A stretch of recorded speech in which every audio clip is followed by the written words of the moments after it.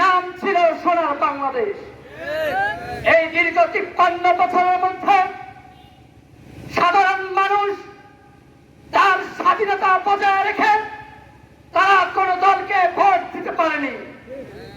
এই জালেম স্বৈরা শাসক আমাদের ভোটের অধিকার কেড়ে নিয়েছে, আমাদের জবানের অধিকার কেড়ে নিয়েছে, আমাদের মুখের বাক স্বাধীনতা কেড়ে নিয়েছে।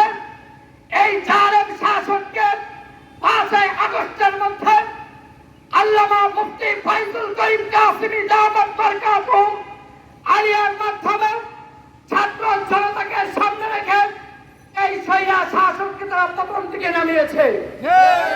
কিন্তু আমরা কি আবার এক শ্রেণীর লোক আমাদের দেশটাকে দখল করতে চাচ্ছে। কিন্তু দীর্ঘ 53 বছর যে আমরা রক্ত দিয়েছি, অনেক মানুষ জীবন দিয়েছে, তাদের রক্তের বিনিময়ে আমরা আগামীতে আর এরকম স্বৈরা শাসককে আমাদের উপর আমরা রাখতে চাই না ইনশাআল্লাহ।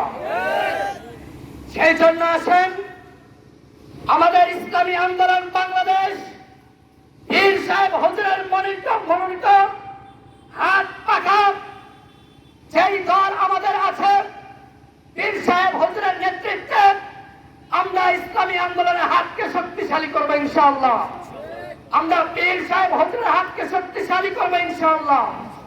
সেই জন্য আমাদের জান মাল দিয়ে, আমাদের শ্রম দিয়ে আমরা হাত পাখাকে আগিয়ে নেই। আগামীর বাংলাদেশ হবে ইসলামের বাংলাদেশ, আগামীর বাংলাদেশ হবে ইসলামী আন্দোলনের বাংলাদেশ, আগামীর বাংলাদেশ হবে মৌলবাদীদের বাংলাদেশ, আগামীর বাংলাদেশ হবে কোরআনের বাংলাদেশ ইনশাআল্লাহ। ওমা আলাইনা ইল্লাল বালাগ। আসসালামু আলাইকুম ওয়া রাহমাতুল্লাহি ওয়া বারাকাতুহু।